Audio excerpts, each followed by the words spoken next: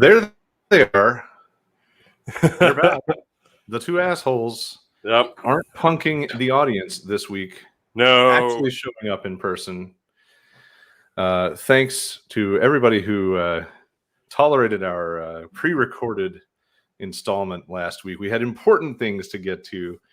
If you are just joining us for the first time, somehow you found your way here. You heard about these two lovable asshats.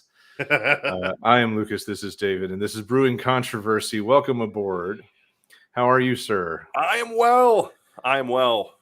The meeting that I scurried off to last Tuesday was fascinating because you would have thought that I was kept waiting in the hall because I walked in and they got to public comment immediately when I stepped through the door. I had no idea. I kind of got lucky. For those of you who just a pause, for those of you who've never seen Lucas weigh in on public comment, it's the stuff that should end up on nightly news, but somehow doesn't for reasons that are yet unknown. Because I'm not screaming a heavy metal rant about masks, apparently. I'm just, condemning stupid cop shit. But anyway, they stream them live. So I was keeping an eye on it here at the house. Full disclosure, we live 5 minutes from City Hall, which is probably not good news for anybody involved. So, I was keeping an eye on it while I got dressed, watching the stream. The agenda looked decently long, but it was all stuff that was just, we've received this, it's going in the file. We've received this, it's going in the file. Nothing was actually read out loud, which was a little disappointing because, as I told David, and I'll now share with everybody else, there was an agenda item before public comment with a formal letter of complaint written to the city from some random person in a neighborhood about a donut shop right down the road. Oh, yeah. Where they were questioning why the police department has 5, 6, 7, 8 units parked there asking for free donuts and expecting free donuts and all this other shit. And it was like astonishing. The jokes write themselves. I couldn't believe that was on the agenda before I was coming to complain about flaws in the candidates for the police chief and the general department and budget. But I only referenced it lightly. The only people that were in on it were the people at the city because they would have read the letter. Their letter was not read into the agenda. The letter was merely received officially.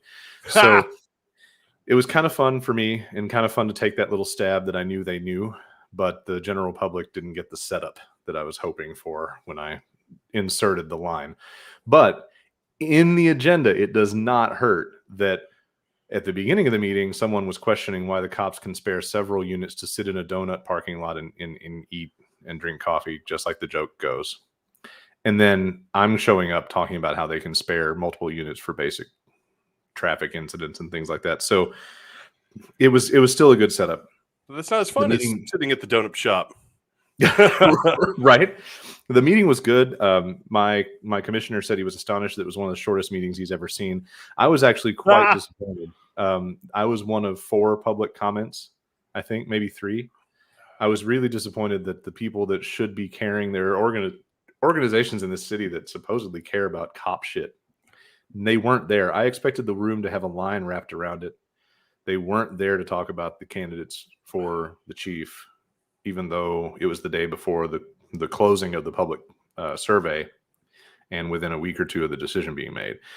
So I talked about that with my my commissioner, and he said a lot of those groups have had some fractures in leadership. And so basically the moral of the story is liberal activism in Grand Rapids exists, but it's jacked up. This is me hanging my head in such... Why would we expect anything different? Right. Yeah. Well, why would we expect people why would we expect them to all figure out, hey, we need to get together on the same page on some of these issues. Right. Yeah. Well, they're on the same page. Apparently there was, I don't know, butthurt. I don't know. It went the way of so many bake sales. I don't know. But anyway, if you're here, say hello. Rob's here. Hey, Rob.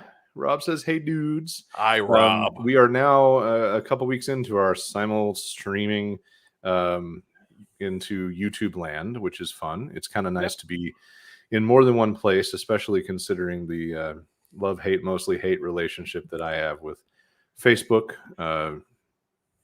most of the culture seems to. Anyway, so yeah. You're What's like, going on in no, your world? that'll take me too long to go into. Let's just back off that one Well, just a we little. actually we have the potential for a guest from the Great White North. We have a Canadian acquaintance of mine who also is a streamer, and she's interested in talking about that topic and how shitty it's been for streamers to try to get through the weirdness and the random nonsensical attempts to regulate their perfectly legal music beds and things like that, and some of the content crap. And so we talked about maybe bringing her in. It may happen on the 15th, I think, is what we're talking about. So yeah. keep an eye out for that. And we still have to work out next week because you're thinking about going sort of solo. We're thinking about taking on a guest host for David. I will be out of town. I will not be able to stream. You all can get a whole hour of just me. That doesn't. That I mean, you've done that just on your own at 2 a.m. I have done that, but I mean, that's normally something I like subject to people to because I'm in the midst of like a blinding rage about something. Yes, usually if David's having his own existential, I am actually in a blinding crisis. rage about something today. Yes, he is. Rob wants to get a Go Rams in before we get too much momentum. No, Mighty Joe's taking you down.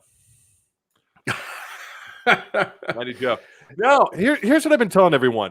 Since the Bengals took out my Titans, I got to respect anyone who the Titans defense continually puts into the ground again and again and again and again and again. Wait, is that enough again? No, there's still more agains coming.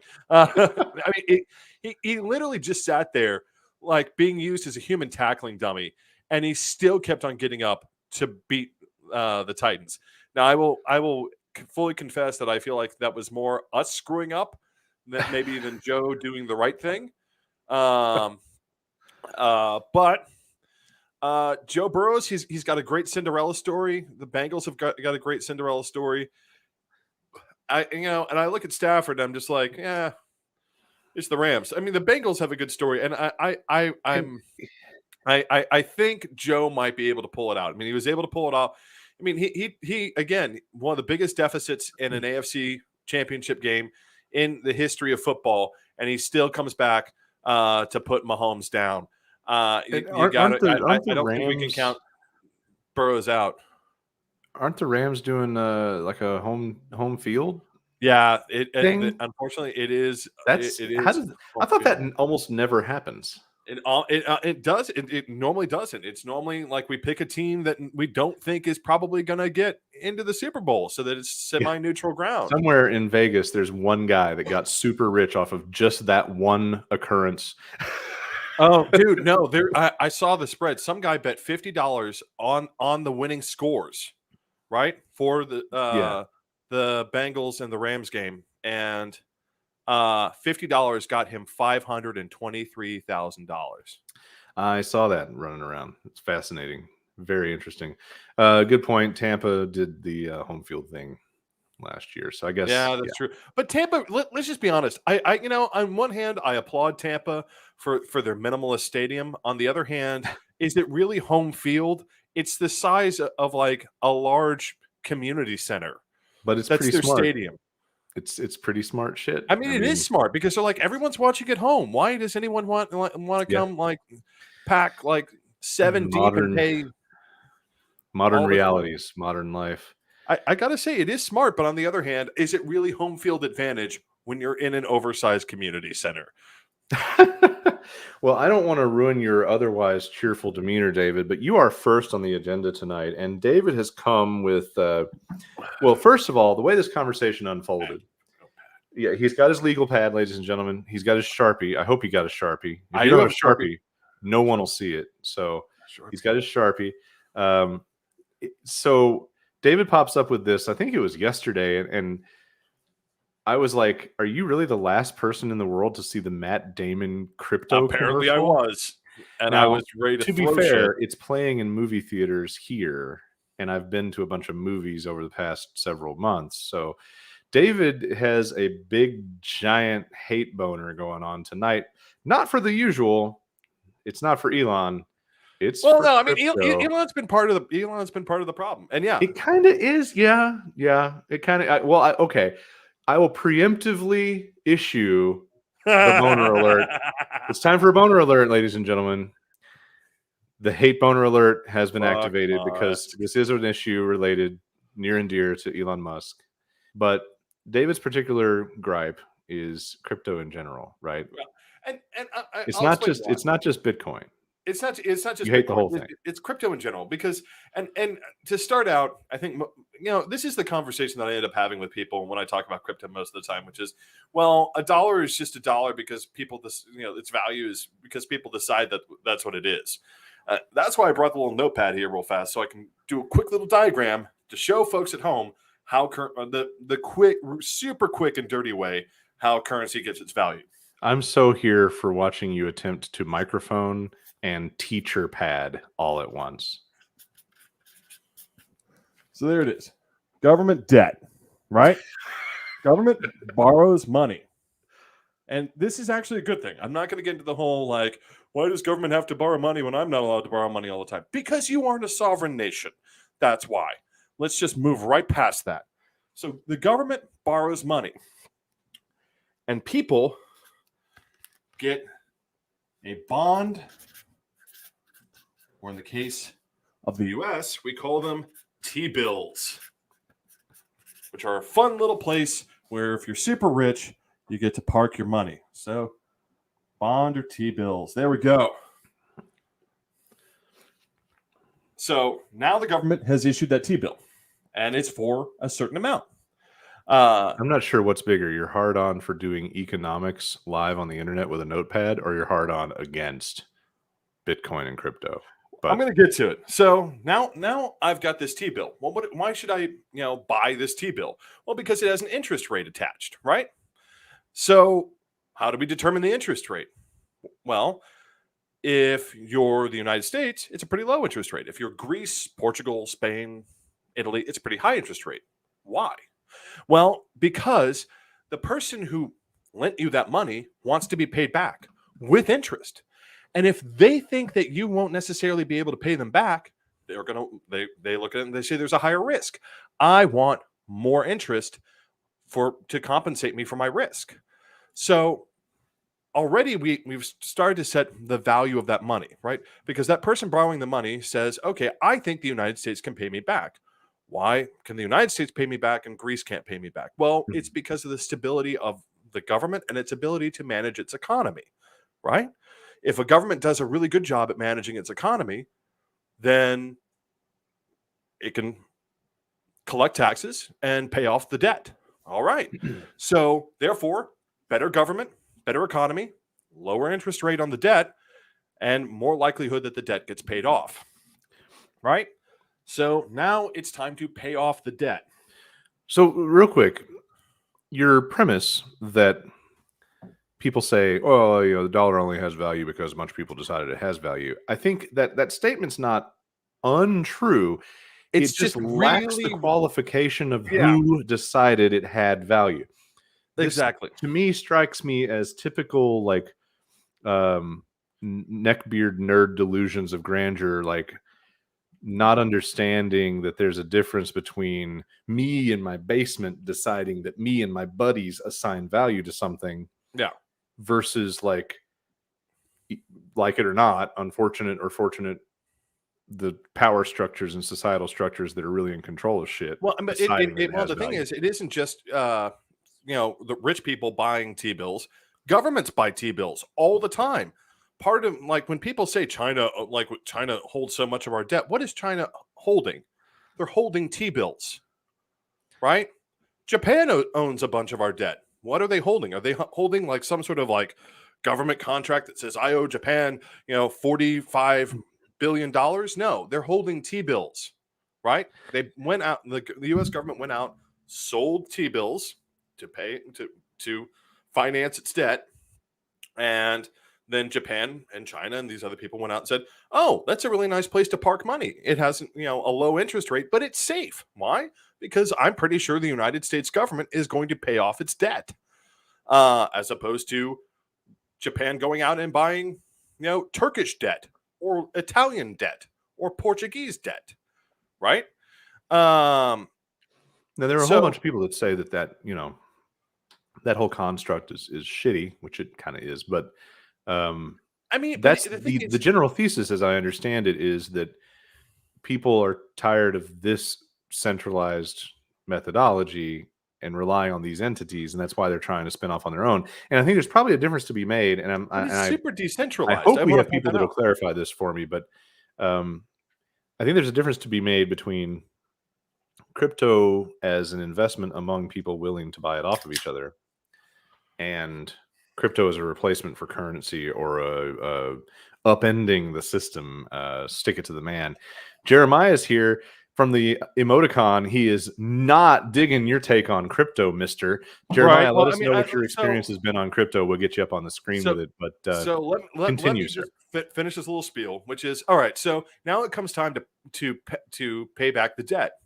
And again, this is where we determine the value of currency, right? Because the United States is not paying back its debt in British pounds or euros or Turkish lira or Tanzanian shillings, right? It's paying it back in dollars.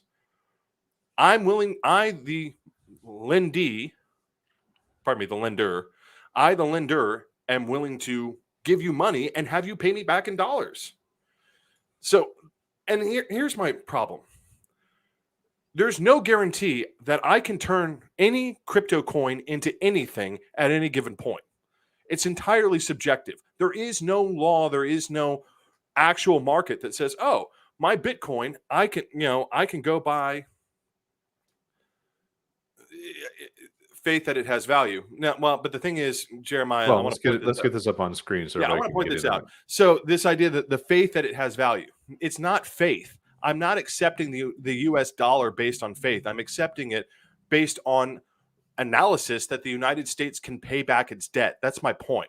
We call Theoretically, until a bunch of Republicans decide to not pay. Yeah, we call it faith in its value, but it's not really faith. It's analysis of its value, right? The Tanzanian shilling, if I analyze the value of the Tanzanian shilling, why is the Tanzanian shilling worth any less than the US dollar? Because Tanzania has to cut down a small forest in order just to pay the interest on its debt, which means that there's a ton more shillings. So walk through the rest of your So I mean, the problem college, is your college board scribble up there. I mean, I'm pretty like because I have some follow-up questions for you. Yeah, the College Board scribble is pretty much ended in that. So you pay, debt gets paid.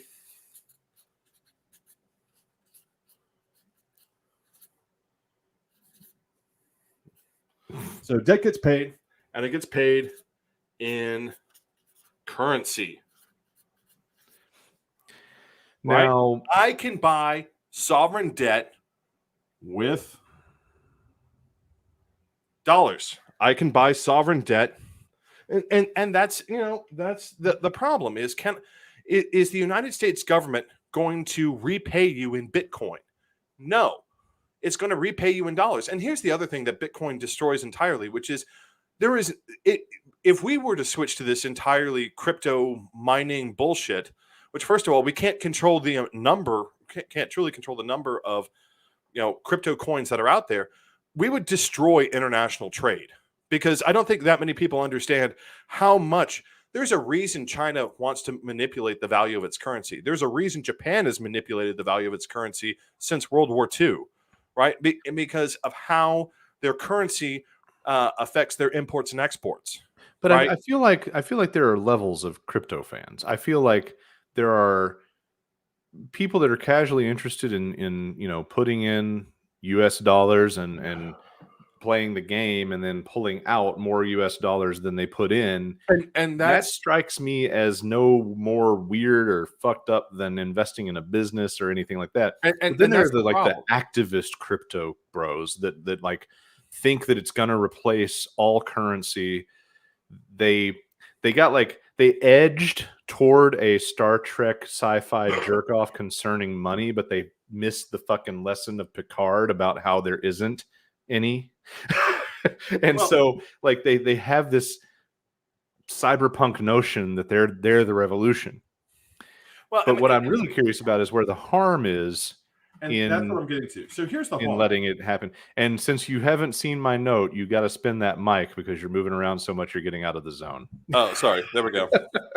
So here's Spin my the nipple point. towards your chin. Here's where I'm coming back to the idea of where it's harmful. It's not real. Bitcoin is not real. Crypto is not real. It is, but neither is an investment in Tesla. To bring up your favorite hate Why? monger. Because Tesla, again, it's analysis. Does Tesla? I mean, in reality, is Tesla a profitable, functional company? Not really. No, it's bullshit. It loses money and it does nothing. But the thing is, if I ask Tesla, can you repay your debts? Well, they're going to find Tesla has a pretty good track record of finding someone to refi their debt, right? And that they're going to pay you, right? So if I'm a bank and I lend money to Tesla, I'm not writing that down automatically. If I'm a bank and I'm handing money to, say, Enron, whatever, trusty Hulk is wandering around there in Texas, I'm writing that down as a loss, right? Automatically. It's gone. So, the problem with crypto is that it is just a casino. It's just people manipulating the market. There is no actual value to the coin other than, oh, well, I convinced a bunch of people to buy Bitcoin, so therefore Bitcoin went up. And I just made a bunch of money. There is no point at which Bitcoin says, "Is that bad?" Yes, because what it creates is these market bubbles where people are tossing in resources, and most especially, here's my problem with Matt Damon getting on the screen, and this is what it is at the end of the day. This Matt Damon ad really fucked you up. Well, because at the end of the day, who is he trying to sell to? Who is he trying to sell to? He's regular fucking people in the movie theater. He's not selling to institutional investors who have the money to burn. He's trying to sell to mom and dad who think, oh, well, crypto keeps on going up, but then the other, and here's the problem: the day after, the day before he did that commercial, crypto lost $2 trillion in value. Now, if you're an institutional investor, I write it down, I reorganize some things. If your mom and dad, right, who dropped their life savings into crypto because, wow, everyone says this is easy and it keeps on going up, they're ruined. They just lost the house. I mean, this is a casino. This is a casino, and it has no functional value in modern economy. The only value that crypto ever had, it only had one value, which is as a money transport device. That I would have been completely behind. If you're in London and you don't want to have to fight Barclays or RBS or any of the local banks about trying to get your money into the U.S., or if you're in the U.S. and basically you're constantly having to fight the banks to move large amounts of money, buy Bitcoin, go sell the Bitcoin at your destination for the money you just put in. That's fine. I'm okay with that. I mean, granted, it creates a whole thing of money laundering, a whole issue with money laundering. But then again, if we're being honest, the only reason money laundering rules have any impact is because criminals are really fucking stupid. Because honestly, the banking rules that are supposed to prevent money laundering don't work very well to begin with. On one hand, though, yeah, I get what you're saying about mom and pop losing all their money and losing the house. I've never had anybody try to pitch me crypto based on the concept of I should take everything I've got, put it in that basket, and count on coming out golden. I've only had people essentially talk to me about it in a framework of, like you say, with a casino. Like, let's take the Michigan lottery, right? We've talked about a couple times here on the stream that I've been occasionally throwing a little bit into that. You can play it online. It's very, very fucking loose, very liberal. I didn't take, I think I spent $15. I didn't take the only $15 I had to my name. I didn't skip a lunch, but I threw that into the account and bought some tickets and won $72. And then I played with the difference, the winning. The thing is, people are doing that. And that's why you do a commercial like that. You aren't trying to get people to like, hey, toss me $20. You're trying to get people to what you're promising people, and what crypto keeps on promising people is, well, no. Yep, you're doing that thing where you stop yourself instead of letting the comment. Sorry, I apologize. Sorry, Let the comment breathe, David. I was reading the I think comment. breathe, David, is the summary of the topic. Breathe, David. But since you did stumble into it, Jeremiah points out, if you invest in a business, there's a possibility of creation of a service or product. Crypto is just ether bits, and now we're getting into the terminology that I'm not terribly familiar with, despite having it explained to me 500 times by different friends. But the thing is, you're right. It is just ether bits, and that's the problem. It is nothing. It is tied to nothing. There is no actual value. There's not an asset to even sell at a fire sale. A dollar bill has value because the United States government exists. A Bitcoin has value because what? Because you believe it exists. Crypto bros. So a large amount of crypto bros believe it exists. Right. So all I've got to do in order to destabilize international trade and markets, apparently, is find a bunch of rich assholes to get together and throw our money in, and then we're going to create a whole new currency. That's bad. At the end of the day, my problem with crypto is this. It needs to be regulated strictly. It needs to be treated like what it is, which is a collectible Yoda doll. But that's what it is. It's a collectible Yoda doll. Not that you care, but that will just undo it, because the whole concept is that it's a Wild West. Jeremiah's got another point here. It's the same value as art, to be honest. Same idea as art. Art is work that people think that it has value, and they're willing to pay the price. Kinda, yeah, sorta. But we don't base currency on art. No one is basing right now you have people trying to pressure the Fed into issuing its own Bitcoin. Why? So what you're saying is this Captain America shield that I paid $99 for, that's now worth like $250.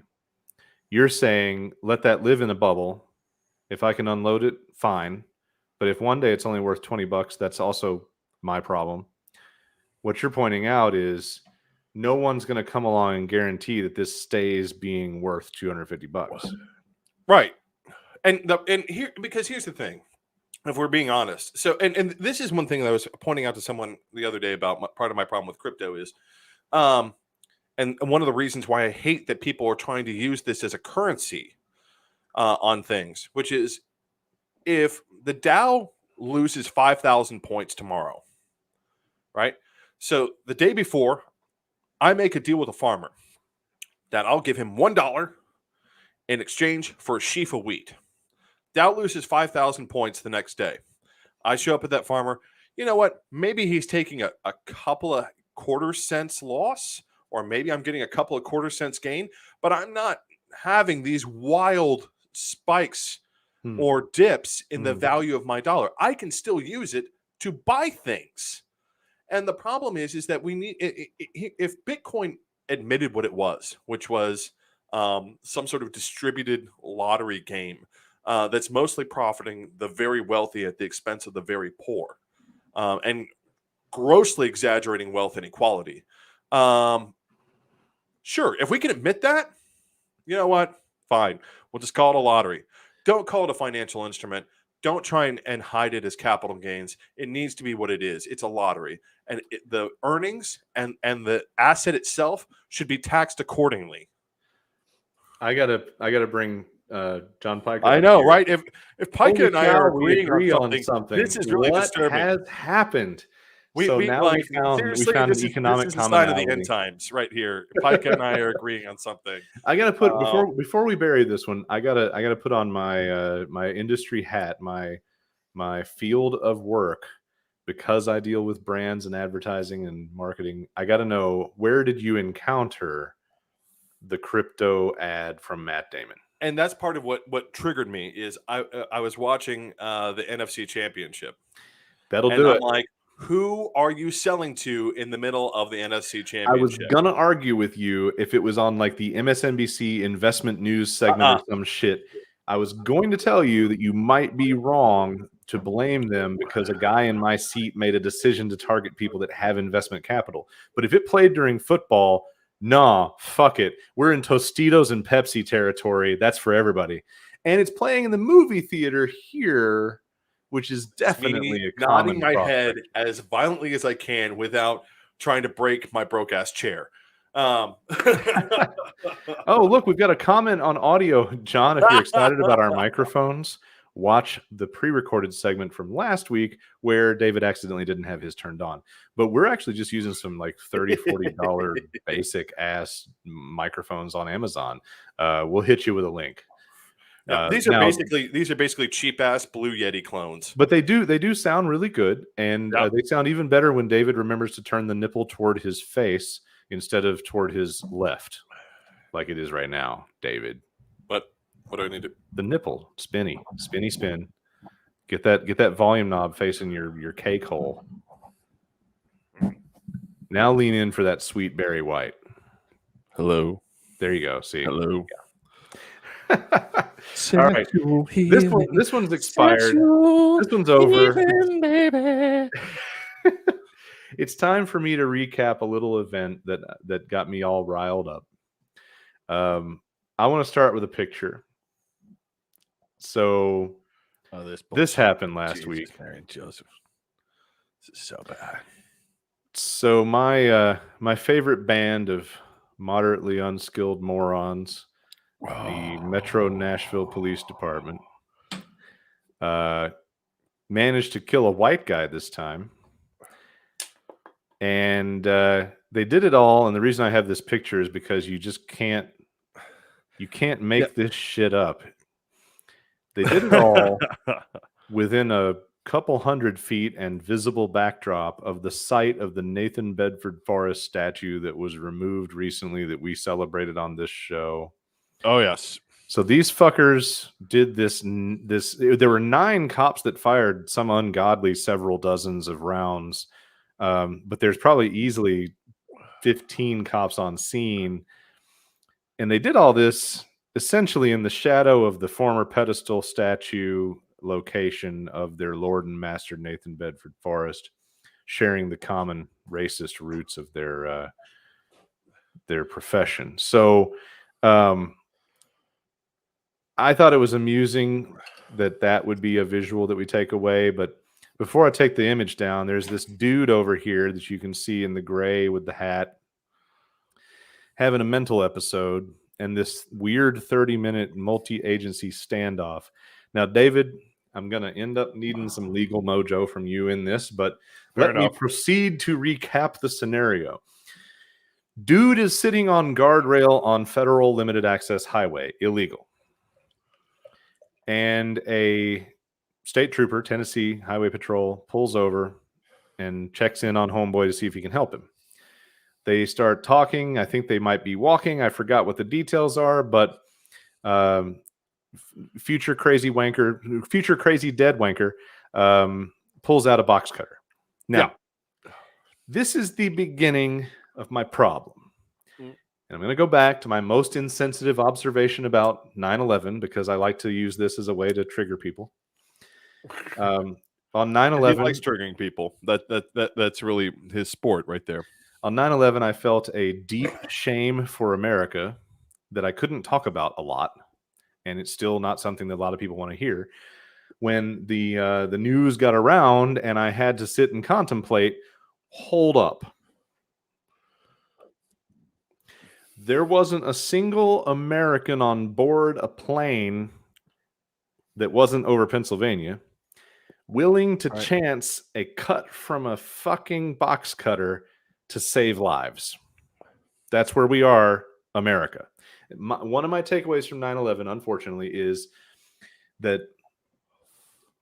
we don't know exactly how the box cutters played into the attempt to raid the Pennsylvania flight, but at least those motherfuckers got up and tried something. But 2 planes hit the World Trade Center, upon which there is no indication that any American decided it's either facial disfigurement or the death of hundreds or thousands. I mean, I just want to stop. In their defense, number one, it's likely that they threatened that they had bombs. Number two, or number one. Number two, if you look at every other with the exception of Lockerbie, every other major airline hijacking, it normally ends with, them trying to make it to a non-extradition country.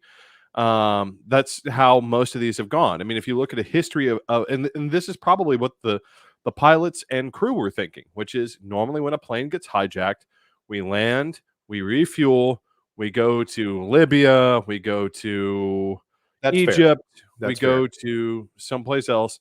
I don't want to rabbit hole. I don't want to rabbit hole because that was just a setup. My belief for 20 years that red-blooded Americans should be willing to take a box cutter to the face if necessary to save a life. Oh, yeah. Translates to a body armor clad, fucking physically trained, supposedly capable officer of the law who should be able to fucking handle a person with a goddamn box cutter. But big tough men in law enforcement can't seem to face down a box cutter. Well, not a buck knife, not a Bowie knife, not a fucking K-bar, a box cutter. It's stupid. It's stupid. I also want to point out. Hold on, we're not done. We got to set the rest of the fucking show up. Oh well, I was going to point out like some of the rest of this, which is that they had the entire interstate closed down. Like this guy wasn't going anywhere. Yep. So the second guy that comes along is an off-duty Mount Juliet police. Oh Jesus! Officer. Why is it always Mount Juliet? Yeah, why? Yeah, I know. Killing dogs and beating people up unnecessarily or executing people on the interstate. And being overpaid to do it. They are so overpaid to do it as compared to other Tennessee. But here's the mind-boggling part, David. Mount Juliet. I just want this slide aside. Mount Juliet police officers make, on average, about $65. I believe right now it's about $65,000 to $70,000 a year. They are some of the highest paid municipal public employees in the state of Tennessee, and yet somehow they can't figure out how to not fuck up. I mean, I want to be there for that union negotiation. I want to see this happen because either the guy on the other end of the table from Mount Juliet is literally sitting there with the whole glue stick up his nose, just sniffing away, or this guy like has like the children of like the council like locked away at some undisclosed location, like threatening to sell them to like I don't know, QAnon. I'm going to do some quick math for you. Yeah, the range at bottom is 44 and top is about 72, apparently. Yeah. Which is pretty damn well paid to not really do that much dangerous shit because Nashville is where that shit is and they're paid badly. Just for those people watching in Michigan who may be watching in Michigan who don't understand, Mount Juliet is like Lansing. Well, Mount Juliet's a suburb. Mount Juliet's a bedroom community to Nashville, suburb just outside the county. But here's the problem I have. Mount Juliet is northeast. The place this happened is south. The origin point for this cop was further south. Clearly, this fucker was on his commute or running errands. He was not on duty. And I'm very concerned that someone who resides in Williamson County, presumably based on the travel direction, works in Wilson County, decides to stop off in Davidson County and lend a hand. So this guy pulls over to help with the issue. Now, I've got patience for this bullshit for the first 10 minutes tops. But once Barney Fife and his little bullet in one pocket from fucking Mount Juliet had the Metro Police who were in their jurisdiction on site, this motherfucker should have been removed from the process. But instead, he is allowed to continue for a half hour in the presence of the actual cops that have jurisdiction to try to negotiate with this unstable individual. Now, Metro Police show up. They put an unreasonable number of people on the scene. Oh, yeah. They choose to close the whole roadway down. Not a single fucking person still has mustered the nads to tackle the motherfucker with a box cutter and end this shit. I want to point out. Fire a taser. And they stand around, dicks in hand, do not call mental health resources that they do have available. and continue letting fucking Bubba from fucking Mount Juliet say, come on, brother, you don't want to do this, brother. You don't want to do this. If you're crazy and someone says you don't want to do this enough times, you're going to start thinking about what the fuck do they think I'm going to do? What can I do? What I should want I to point do? out the roadway that they closed down to give you an equivalent, like a per capita equivalent. It would be like shutting down the Brooklyn Bridge. It's a massive roadway. It is a massive roadway that is essential hundreds of thousands of vehicles a day to the function of the entire city, right? We cannot function without that loop, right? The city is not designed to function without that loop. This guy, to be fair, at all, which is to be fair, which is a to lot. To be fair, this guy decides all of a sudden during this standoff situation, he decides something in his pocket that still no one knows what the fuck this silver cylindrical object is, but it's roughly pen-sized silver object. He decides to pull it out with his feet stance kind of wide, pull it out and point it at the cops. Okay.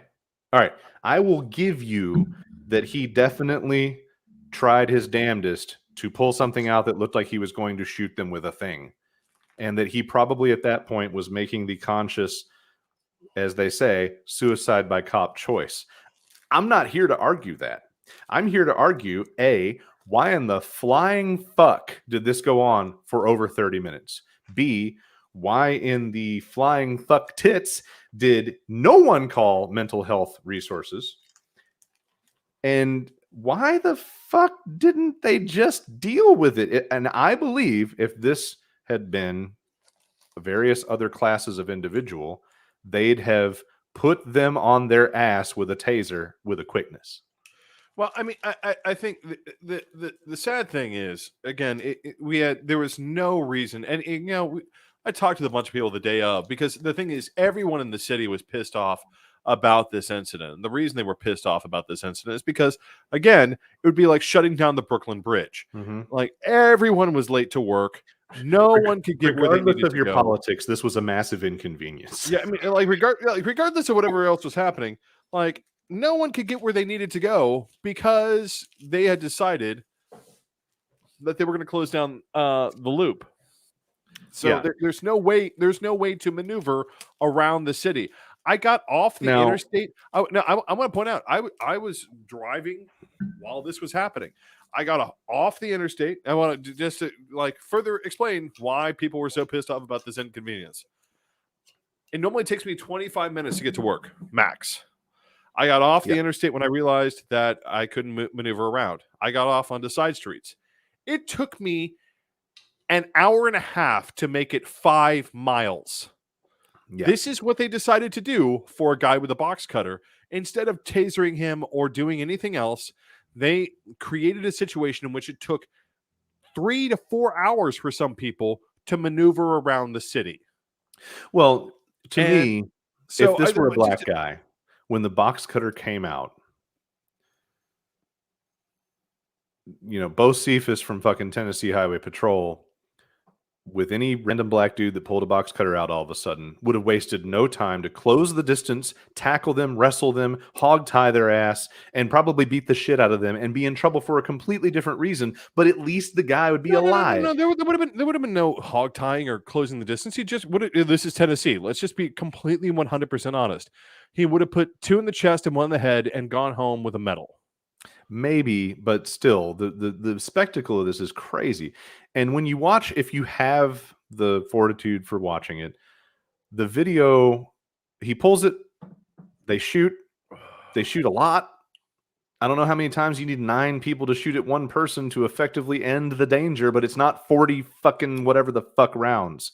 Then there is somebody else that decides to pop 2 or 3 more in his dead fucking corpse, and that piece of shit was dismissed. That fucking trash was decommissioned immediately. I mean, I also want to point something else out. This again, a slight aside with regards to this issue, but you know, one of the things that's always pissed me off about police standard issue firearms is when we first switched to semi-auto, they were issued 9mm rounds.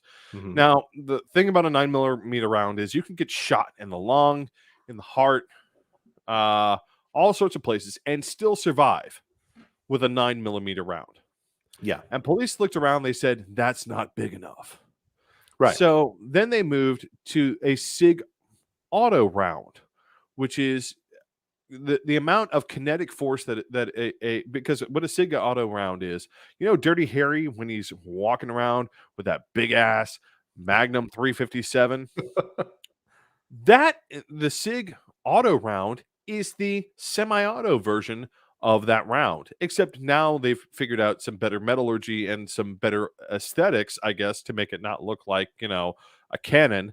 And so now it looks like a normal handgun, except it's still firing the same round that Dirty Harry was firing in the goddamn 80s, and everyone thought it was overkill. Yeah. Right? I mean, it's all part of the militarization of the police, coupled with their ridiculous Napoleon tiny dick complexes, and it's just par for the course. But what blows my mind is the fact that there's any question for this. These guys are all on administrative leave, and that's great. You've got the fucking this jackass in Nashville that was always one of my favorites, James Smallwood, the head of the fucking FOP. He's out here saying, "Oh, we just got to wait and find out about the invasion. Let's not pass judgment." The typical fucking propaganda shit. And then you've got the Metro Community Oversight Board, who they've seen all the different cameras, and they're they asking were on site. Hard questions. Community Oversight drove out and was on site. Well, they had plenty of fucking time to get there, right? And so at this driving point, that way. My big legal question that I'm wondering right off the top, David, is what the fuck with a cop off duty outside jurisdiction, gun drawn? Why are we still having a conversation about his ass existing in the population? Because so the idea is that he's not just a locally sworn peace officer, he is also sworn to the state, right? So even if he's out of jurisdiction, he can detain. He just can't affect arrest. So this explains why my general MO, because living in Tennessee all my life, I learned all the counties, I learned all the visuals. I knew that you had to double check your Williamson or your Rutherford because they both had a green stripe. But basically, anytime I found a cop outside their county, I would fucking blow their doors off any chance I got. And it was so much fun to watch them just kind of squirm. Well, I mean, here's the thing. I remember tearing ass out of Franklin. Hang on. You'll love this. I was with a mutual friend of ours, the guy that introduced us, in fact, on a lunch break in Cool Springs. Yeah. Got on the ramp. And as you know, that ramp right there is basically the county line. So if you're Williamson County and you head north from that first Cool Springs exit, you're over your county line. You're out of your jurisdiction almost immediately. When I realized who we were behind, I just got over and took the fuck off. And he just kind of scowled at me with the most helpless, impotent little fucking pathetic face. I mean, it's not an easy thing to be like, oh, I can detain.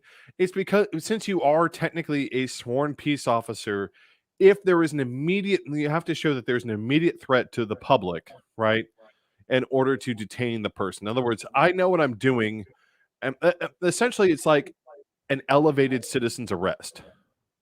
But how in the world does he get to stay there in a negotiation role once the MNPD is on site? Whose fuck up is that? That's MNPD.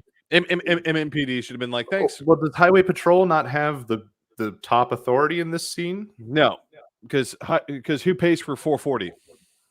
Well, it's I-65 or I-65. Well, part of it is who pays for the majority of I-65. As far as I know, the feds via the state. So. Yeah, but not really. It's Metro. Metro. That's part of the deal. Metro owns the city, right? Highway Patrol. Yeah, but they don't pay for upkeep. They don't do repairs. They don't have to accept the blame for any repairs. The Tennessee Department of Transportation is responsible. Also, it's part of the deal because do you think Tennessee honestly wants the troopers to be prevalent in Nashville, except beyond the capital? Well, no, but since because they're goddamn idiots. I kind of wonder if something went down with him insisting that he was running the show what their challenge is. Well, because you have to remember, for those of you who don't understand, the Tennessee State Troopers are regularly subject to both state and federal probes for the fact that they really like bribes. They're all idiots. They like killing like everything. Just thankfully, they're so amped up about it. It's normally each other or just like random family members. Well, they're also few and far between. I think at any given time on any stretch of federal highway in Tennessee, I believe the last time I checked, it was like 2 troopers maximum. And if you think about how long the state is and how I-40 stretches such a ways, that's not a lot of shit to worry about as far as getting a ticket. Unless they're sitting still, you almost never have to be concerned because here's there aren't very many. Never see the trooper. The only time you ever see the troopers is if the state wants to send a message to something. They're basically the Gestapo for the state. They are the Gestapo for the state. That is exactly what they are. So it was Metro's job to run this little fucking weasel off from trying to be Mr. Hostage Negotiator guy and conveniently lowering his weapon into the view of his body cam. That's my whole thing. Like, you're off duty, but your body cam is on. What the fuck do you think this is, Cletus? You're in Nashville. Go away. You stopped and helped, and now Metro has like arrived. Every other surrounding county. They like you know what? I get this from people all the time. They'll be like, "Well, I'm from Nashville." I'm like, "Oh, okay. What neighborhood?" I'm like, Lebanon, Dixon.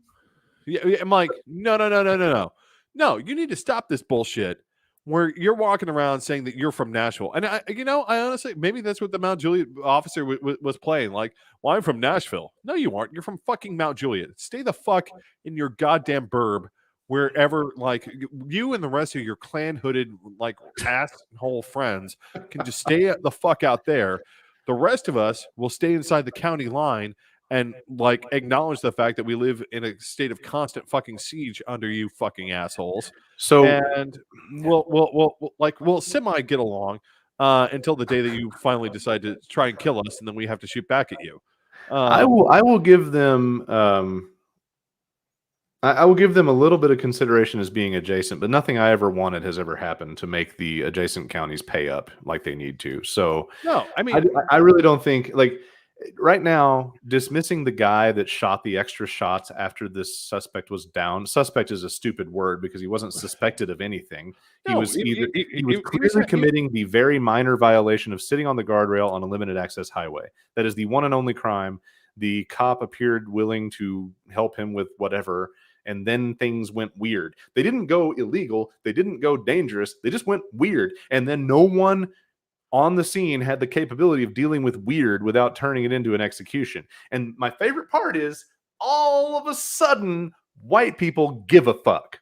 Well, I mean, this unstable trailer trash fucking dude with a fucking history of abuse and all sorts of drug problems. He's got a rap sheet, whatever. I want to put this finally out. One of theirs got executed by cops. Just really clear. I want to point this out.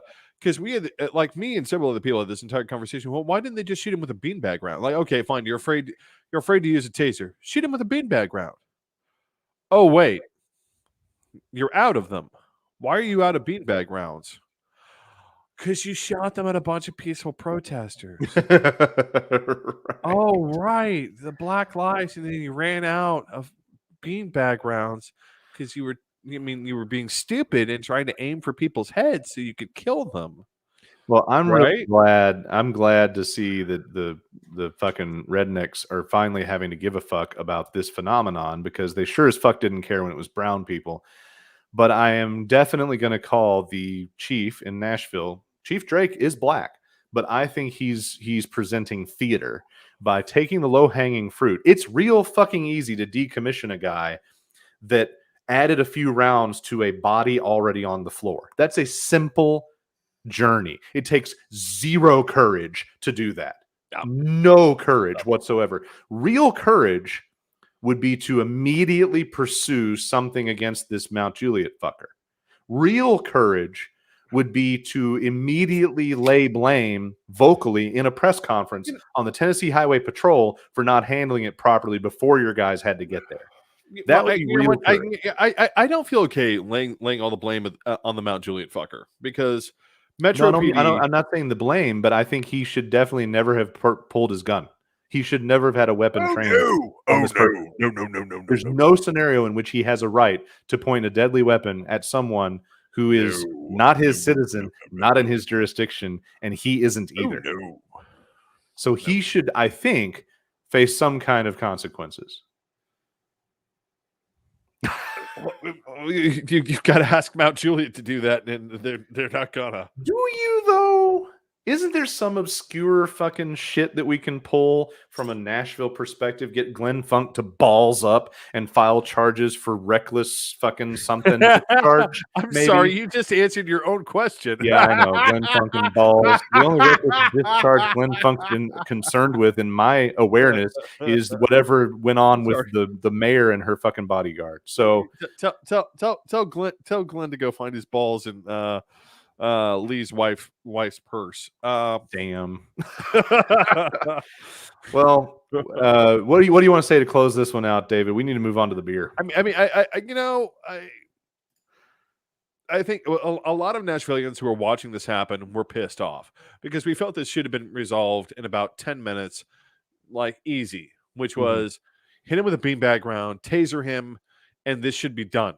And instead, they decided to execute him. And everyone that I know was literally looking around going, why? Why did we get to this point where we had to kill a man who was pretty obviously, I don't care if he's reaching in his fucking coat, he's unarmed. You know he's unarmed. I don't care about like your panic fantasy about everyone has a gun. The only reason that you have that panic fantasy is he wasn't reaching, David. No, hold on. Because you keep on voting Republican and there is no fucking gun control. If you actually voted, I don't know, fucking Democrat, and we had some goddamn gun control, you wouldn't have this crazy fever dream problem. But in reality, you knew this guy wasn't armed.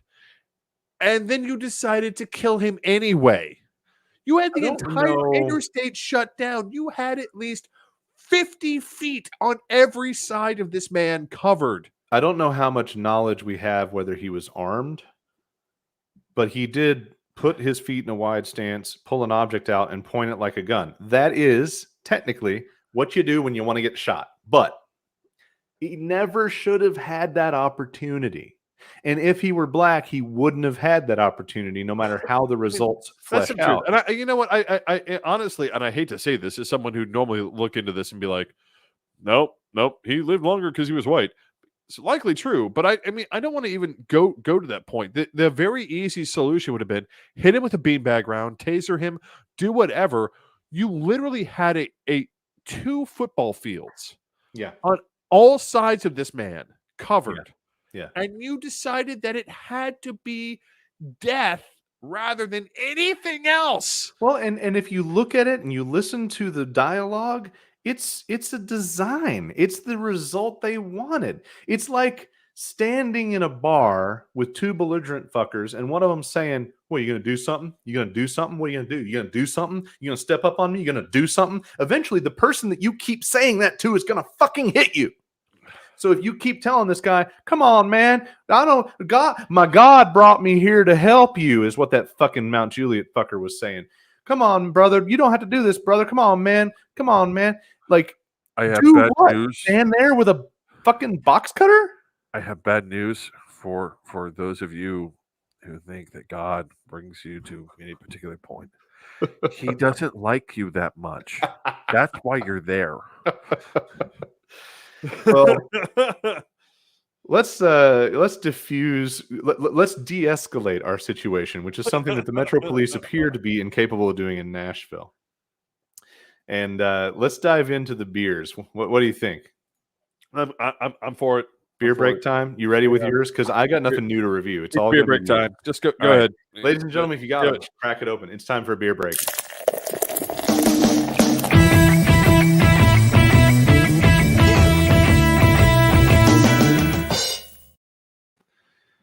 All right, I have a real quick, easy route. Since I didn't get anything new this time, I broke back into my Check to the Head Cream Ale from Dark Horse Brewing. Oh, wait. Oh, the And check to the head. the reason I decided to do this was because tonight we have a Preds game. Go Preds. Oh, Brits. You, on the other hand, you have new beer to talk about. All right. So to explain, so for those of you who don't know, apparently this has become a citywide thing, which I didn't know, but apparently they've decided to make it a citywide thing. So at ML Rose, there is an entire process about beer selection called the Beer Council. And the way it works is all the staff gets together at every location. Automatically interesting by name. Beer Council. I'm in. Yeah, right. The entire staff gets together at every location. The distributors drop off all their stuff. If you're an asshole, I just want to point this out to any distributor who might ever see this or listen. If you're an asshole when you drop off your stuff and you don't actually know whether or not any one of us have bought your stuff before, you're gonna get fucked. Like a lot. Like the whole fist is going up the ass right there. Speaking of asses, my God, what's wrong with your thumb? I've been using it to clean my pipe. Okay. Sorry. Yeah, I got a black thumb. I will accept pipe thumb I have pipe thumb as an excuse. but for yeah, no, ass the thumb. whole fist is going up the ass because Right. you fail to keep any records of anything. So beer council Well, that's happens. just basic customer relationship stuff. Right. Like you don't Beer council happens. So the you staff don't gets go in together. without consulting your notes. We try a bunch of beer. The manager has final say, but like generally it's the staff helping them out. The Hold manager on, we goes, got sirens. "Oh, those are your sirens, not There mine." are sirens. Apparently, someone somewhere around here decided that they couldn't wait for 1 a.m. when the snow actually falls. They would just go with the 40-degree rain. Fair enough. So then the managers take those results and bring them to the next level, which is the corporate level, and then there's another democratic election of beers that are going to go onto tap. So did your beer come through the full process, or is your beer one of the ones that didn't make the primary? My beer did not make the primary, which is why I have it. Because enough. this is one of the nice things is when beers don't make the primary, they get dropped off and left alone. Because and there's a lot of reasons. I want to point Little homeless beers needing some love. yeah, I want to point I'm this out. so ornery. There's a lot of reasons beers get dropped off. Some of the time is because the distributor says no, we can't meet that order. Most of the time it's because no, the distributor can't meet that order. But Okay. sometimes it's because, or a lot of the time it's because it's kind of fuzzy, and that happened with this one, this Podiusaurus Scottish Ale, and it deserved to. Oh, you're not loving it. Well, hold on. Show us that can. Now that I blew you up, show us that can. This is the Podiusaurus. I respect the minimalism and Right, sketch-based artwork. This is a new thing in I feel like especially in a lot of Tennessee breweries is this new minimalism. But this is out of Durham, North Carolina. You're not loving it. It's a Scottish ale. It just doesn't have anything to recommend it. It literally. It looks good. Like I love a Scottish ale or a Scotch ale. Like I love all of that. It's got a little bit of a front bite, but then like it ghosts on the finish. It just completely ghosts. It goes to water. I should not be able to start chugging this thing, and I could a good Scottish ale, because a good Scottish ale should have a lot of really strong like malty notes in it. Yeah. And this just has a little bit of hop and a little bit of malt finish at the front end. Like, and that's the thing is I call it a malt. I call it a malt finish, but it's still at the front end. It's like I'd like to introduce you to a 2 foot tall hop person and a 1 foot tall malt person. And then we're gonna disappear, right? It's Okay. It's elf beer. I don't know what. Okay. So let me ask you this. I don't know what I have certain like benchmarks in my in my mind for different varieties of beer. And for me, the Scottish ale that I tend to consider like my level set, good, really enjoy it Scottish ale is Three Floyd's Robert the Bruce. Oh wow! No, why? I like it. I like it a lot. Ass. Really? I Okay. like everything else. So is this above or below that? That's what I want to know. It's below that. It's below that. Okay. Well, like I'll tell you the reason I don't What's like. your benchmark? What sets the bar for you on Scottish ale? Oscar Blues. Okay. All right. Fair enough. Oscar Blues, Scottish ale. Like it's got. And that you knew that too, like that you didn't have to think about that. So that says a lot. No, like because it's got that little bit of. To me, a Scottish ale should have that almost. It's not quite, but it almost feels like a whiskey note, right? Okay. Okay. In terms of alcohol and malt and hop, which is it should have. You should have a handshake with the hop on the front end. And then you should have like a slow ballroom dance with the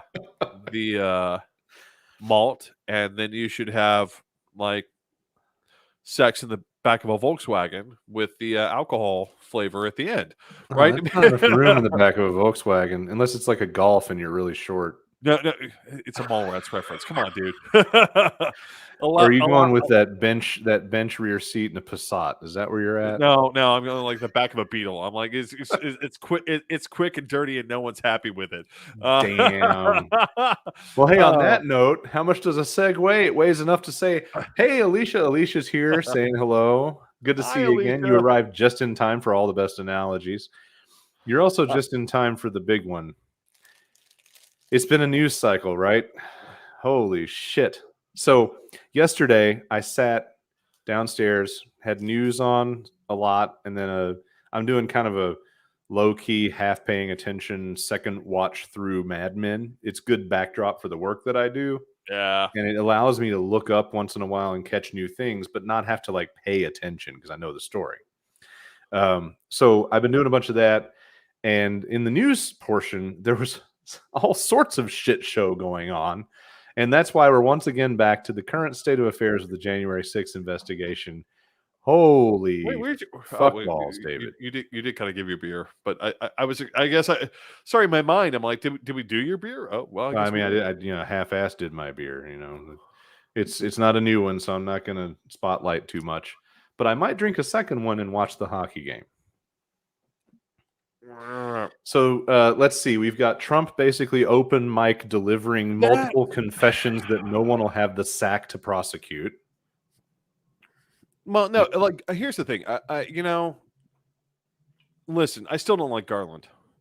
I still think Garland is an institutionalist fucking pussy. And are you about to find some redeeming value somewhere? What? Are you about to find a redeeming value in what he's doing? He's at least going through the motions. Would I have preferred Sally Yates and her like looking to claim the heads of her enemies? Yes, I would have preferred that greatly. I would have preferred that much more. But what the fuck? He's not doing anything. I mean, at this point, Trump has stood there and admitted crimes.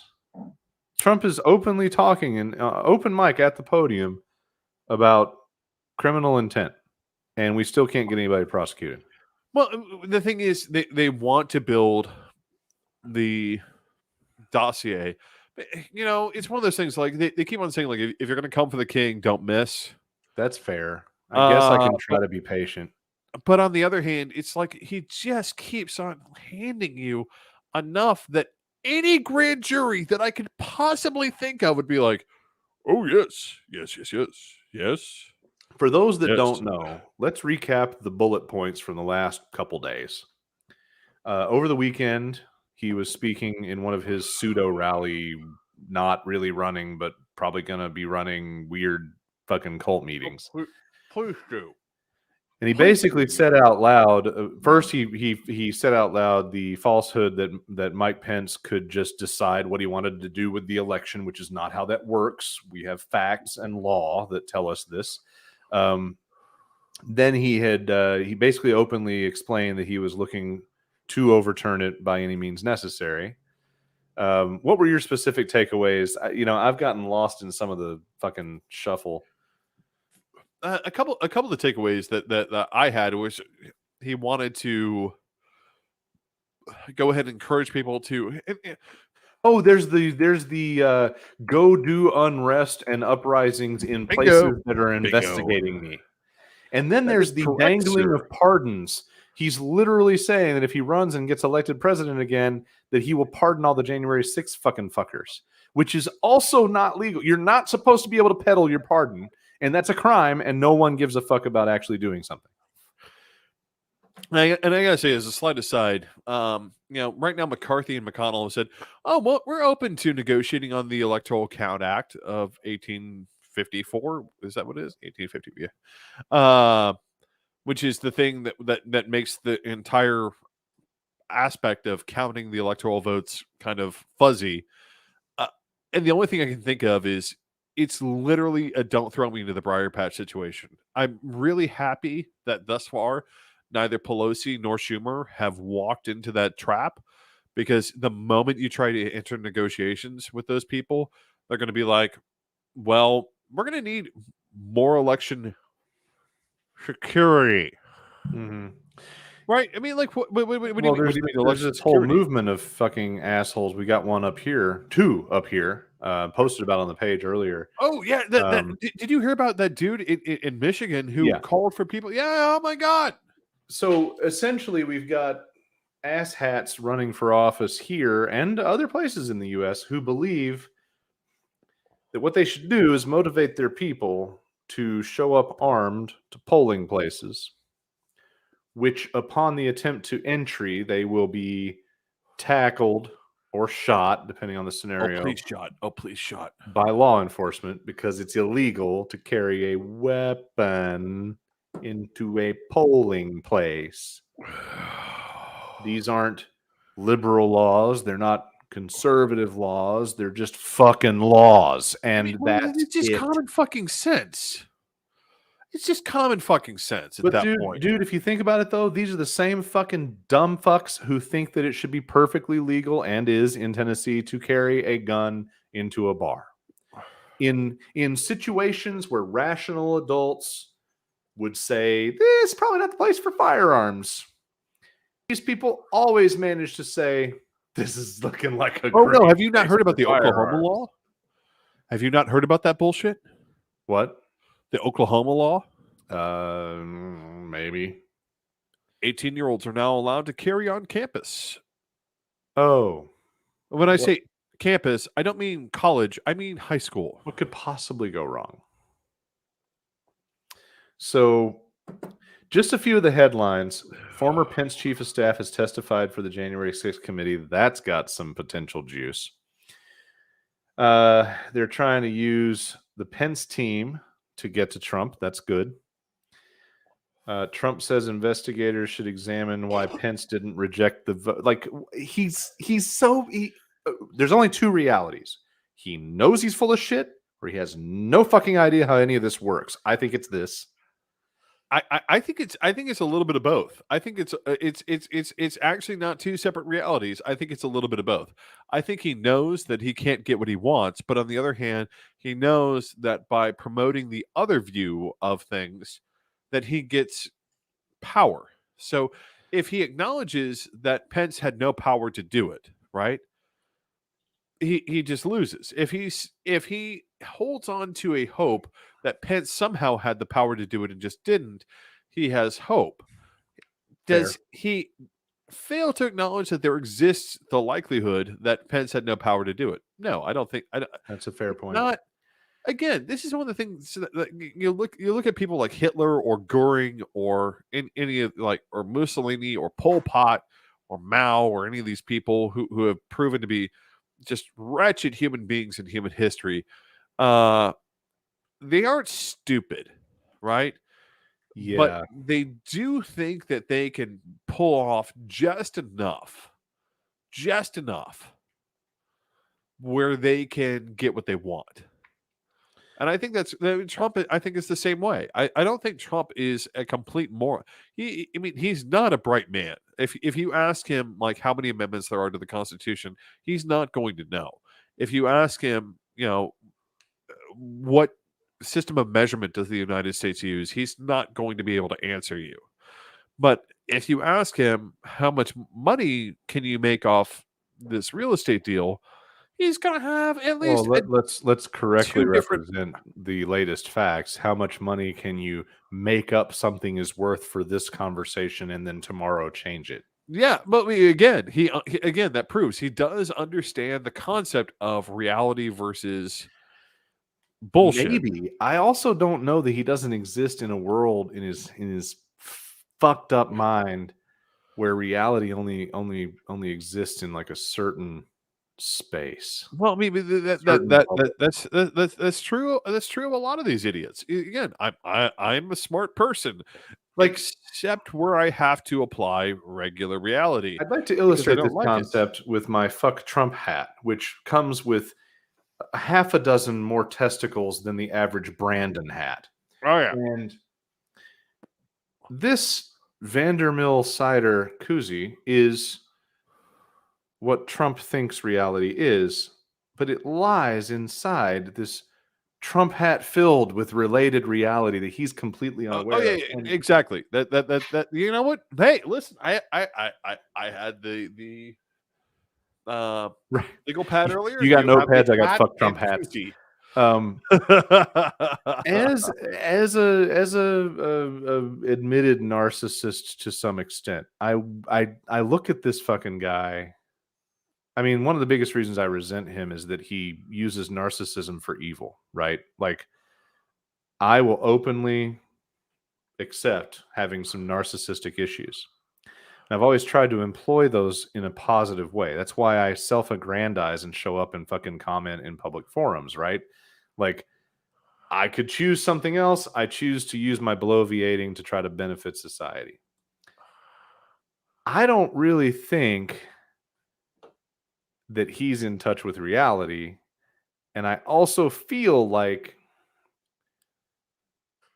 he's not necessarily premeditating making it up for the con. I do wonder in a lot of ways if he's not like totally sold on this is what's going on, this is his interpretation. I think when you really break it down, he's so accustomed to believing that what he says is the way it is because of his power and his narcissism that if he just says it enough, it'll be. Because in business, if you say it enough and you just decide that's how it's going to be, it'll be. Fuck it. No one matters but me. And I feel like he's incapable of understanding the constraints that are around his delusions, and that's why he incriminates himself so much. I feel like it's like if you were a master con artist, you would never do the blatant, publicly visible shit that he does. But if you were an out of your mind fuckwit, you might. Is that fair? I mean, I think that out of the mind fuckwit is he? Like, you got Nixon. Nixon knew what he was doing, did it on purpose, was a total fucking shithole, and got caught. Then you got W.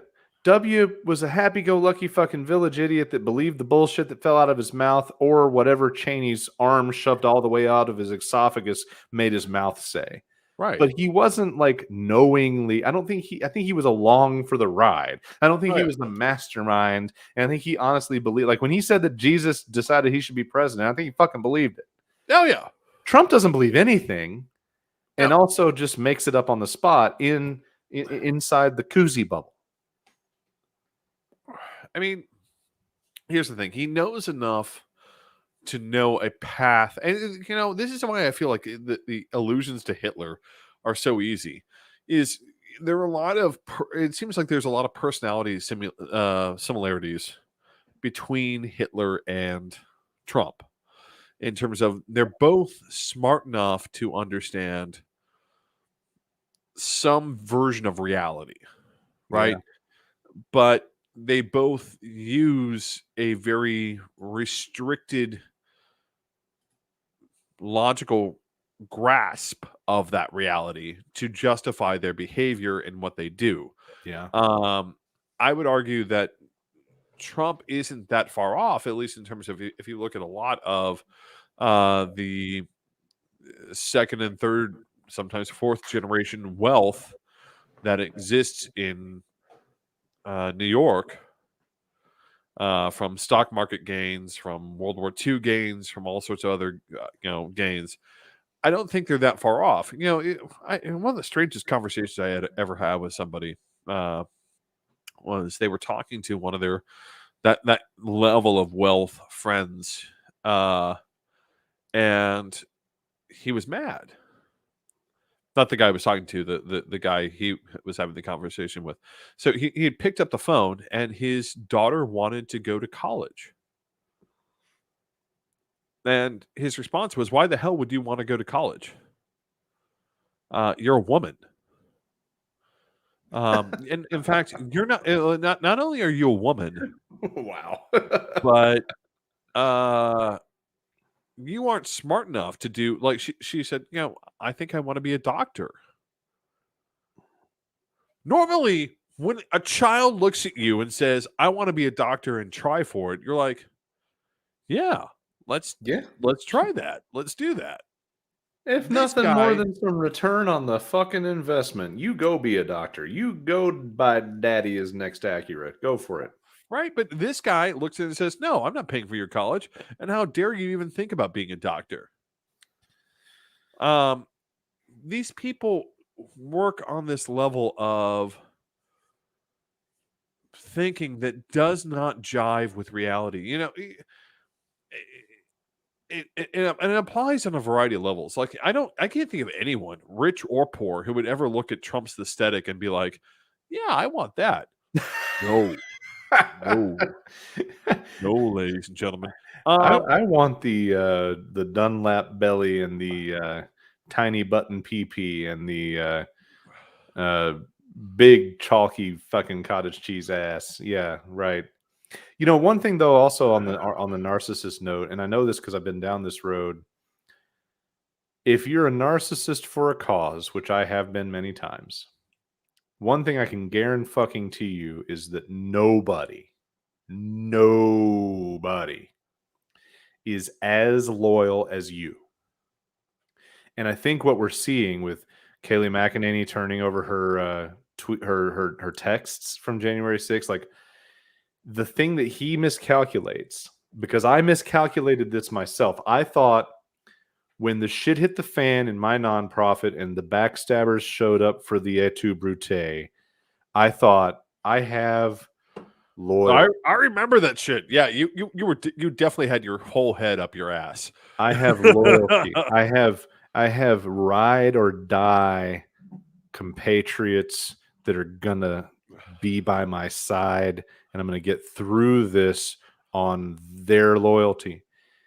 And it never works that way. No, you are the only one that 100% commits to your own religion. Yeah, everyone definitely got that else shit. is gonna squeal. And I think that's the big thing that's fucking him over, is that his belief that he's got these people that are they're gonna be chill, they're not gonna flip. They're flipping. And they're flipping in a lot of important ways, and hopefully some very prosecutorial ways. And I don't think he has contemplated that happens. And his only reaction is to be able to discredit them, or to try.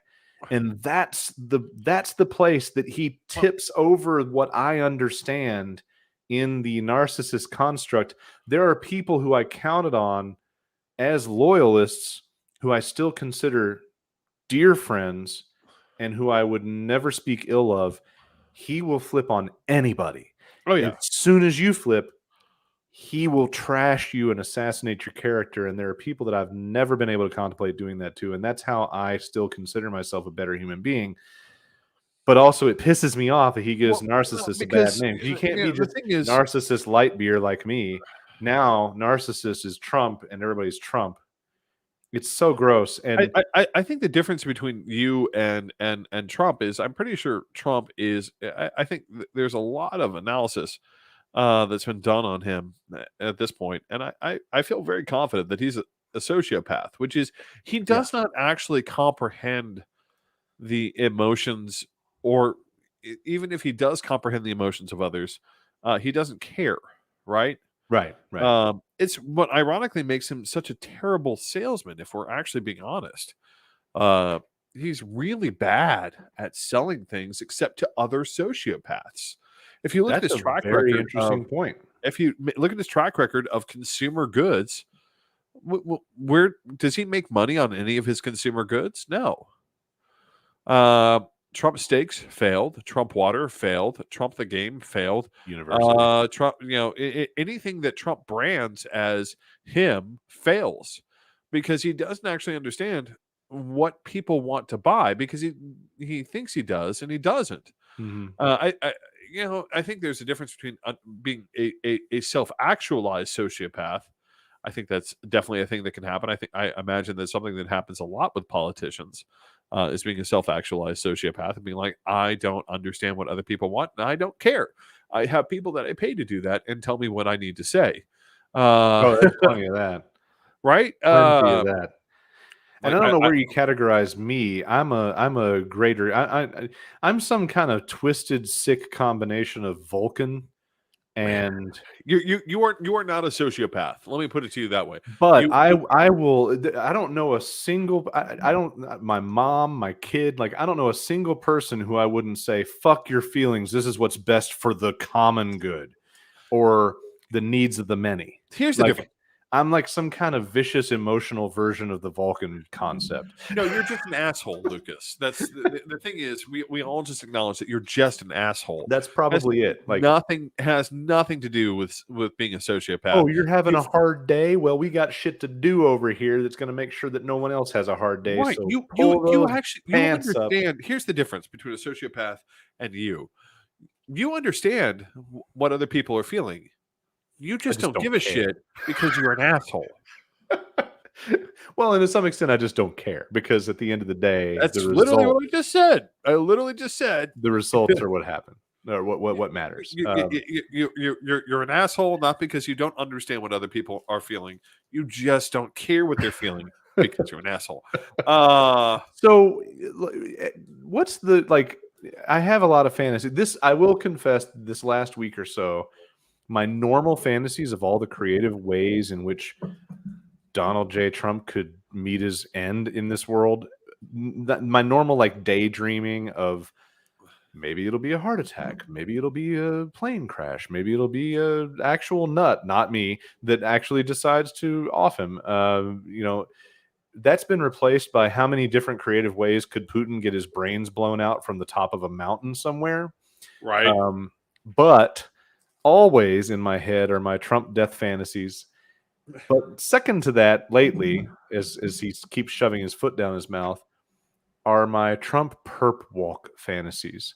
And I keep thinking through it, and this is the one thing that makes me at least tolerate Garland's pansy approach to justice. If you show up with a van or three, kick in the Mar-a-Lago doors, and handcuff him and walk him outside, you've got to be able to argue that he has to stay in prison and face trial because he's absolutely the biggest global flight risk who ever lived. Oh yeah, no, they're going to shove him straight into Florence ADX. I mean, he'll be for those of you who don't know, Florence ADX resort of a prison, but yeah, for those of you who don't know, Florence ADX is the most secure prison that we possibly have in the United States. It's where we keep Ted Kaczynski. It's where we keep the guys who bombed the World Trade Center before 9/11. It's where we keep the guys who bombed the World Trade Center after 9/11. It's got some presidential suite, like executive cush, right? I assume. No, because you've got to make sure that he can't pass info to anyone else. So for those of you who don't know, I don't see it. I don't see a hard concrete slab with a shitter with no lid and a fucking metal sink. I don't see any of that for him. I see him getting the. Oh no, they've got to because of the security risk, right? If you're in prison and you're the president of the United States and you're subject to top secret information, they're going to literally bury you under the prison, which is what Florence ADX is designed to do. Because you don't know what he's going to squeal and win. Exactly. So Florence ADX is literally designed to bury you under the prison. You go down an elevator, you enter into a prison cell where, like, a normal prison cell has like the big metal door in front, and then you go in and you have your bed. No, not at Florence ADX. You have the big metal door that opens, and then there's another set of bars, right? So that they can feed you and complete and treat you in complete privacy within the cell without you ever seeing the outside of your cell. That's a good point. The stuff that a former president could squeal on, which leads me to a funny observation. Because the dystopian nightmare timeline that we all woke up in on Election Day 2016, it has a lot of negativity. It also has a lot of humor and a lot of positive, funny things that just happen to come along with dealing with pain and trauma. Right. One of those is that I am absolutely convinced that my entire lifetime of my dad talking about UFOs and aliens and shit and watching all these specials and unsolved mysteries and all that stuff, never. There's absolutely nothing to Area 51. The whole fucking gimmick is out, because if anybody would have blown this shit for the whole world, it would have been that fucking guy. There's no chance there's a secret government alien program, because Trump spent 4 years in office with his fucking big mouth and didn't say anything definitive and prove anything and blow the top off of it. If there is something, then it's real deep, because getting that guy to fear for his own safety, mortality, his family, etc., I don't know what it would take. He didn't give a fuck. So if anybody could have said something from the inside, it'd have been him, and he didn't. And I think we're done here. There's no alien. There's never been anything, because literally, everyone's like, oh no, Roswell was a cover-up. It was a weather balloon. You need to get off it. It was a weather balloon. I mean, it could have easily just been experimental military and spy equipment. I'm entirely willing to believe that all of this shit is just secret military shit, and that's fine. That's what's going to happen. They're going to do that. Yep. But I don't believe that there were any tiny little green bodies. Well, Trump would have told us. He wouldn't have been able to keep it. Unless they just didn't tell him. I don't know if they can, but whatever. No, I mean, once you hit that level of security, I mean, but to argue the point of his fanatics, the deep state kept it from him. Whatever. I mean, you've got to look at them and be like, what? What? Like, point out this deep state to me. Like, I want you to go into, here's what I want you to do. If you're believing the deep state, I want you to take me by the hand and lead me to the place where they meet. I want you to take me to the place where the deep state has its meetings, or show me where their email server is, or show me where one of them lives. I don't like, and show me why they're a member of the deep state. I don't. Don't you know, David?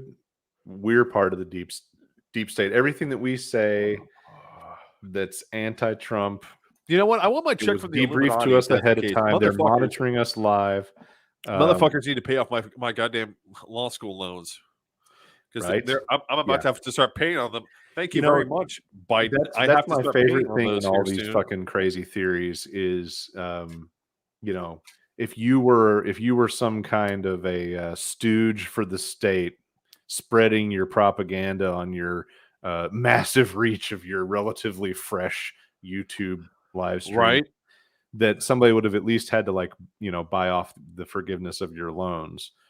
It's a lot like that old. Hey, listen, Illuminati. If that is an option, I just want to let you know. It's a lot like I am for sale. the fiction that I somehow lived an extravagant side life while running my organizations, yet I was living in like the edge of the hood and paying way too high rent and driving old cars. Like these dissonance issues when people draw these conclusions, they're astounding. The things that these people are able to set aside as logic, like, yeah, okay, so if David was working for the feds, he wouldn't have student loans, and if Lucas was some kind of like master con man raking in money from Comic Cons to stuff in his private fund, would he have just bought a car that's 11, 12 years old? Come on.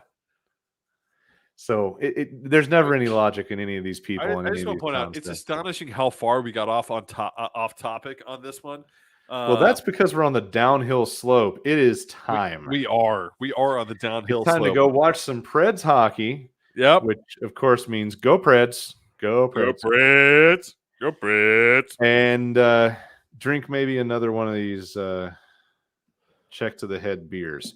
But before we can do that, you know what? I've got one of these, and I'm gonna save the other one for next week. It's this Edmund Oast Brewery. Hold on, let's get you all the way in, and you show that fucker off. There you go. There we go. Wait, hold on. Can I get the glare off? Bound by time. Glare off of it. There we go. There it is. There's that. All right, from my perspective, it's pretty glary. I don't know if you can see it. No, it looks great now. Bounds by time. That's actually a really cool label. I know, right? So that's what literary. We were talking earlier before the show, and I realized that the Podiusaurus was not part of the Edmund Oast haul. Yeah, that I thought I had, which might explain why it tasted like, sad ass.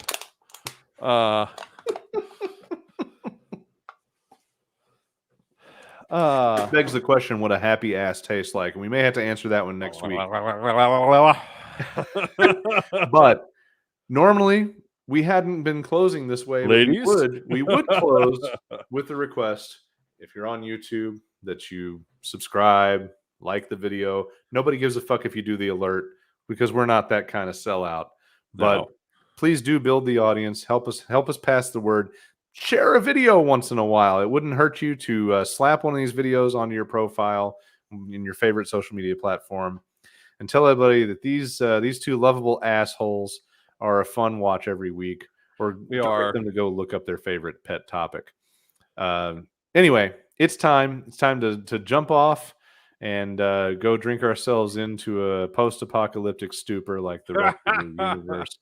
Next week, maybe we'll dig into some of the other stuff. We're sitting on a whole bunch of shit. There's Russia to talk about. There's my God, we didn't get to the Ukraine. We didn't get to everything. Actually, I kind of like leaving Russia for a week just to see how it's going to like ferment. For all we know, it could go completely to hell or be just fine. It depends on what side of the I'm ready for the nukes. Wakes up I'm ready for the nukes. Bring them. I live in Nashville. Talk about that. That'll be a part of that topic. Anyway, we're gonna jump out. Thank you for joining us. Thanks for drinking with us. Thanks for bullshitting with us. With that, we say good night, good evening, and good luck. Good luck.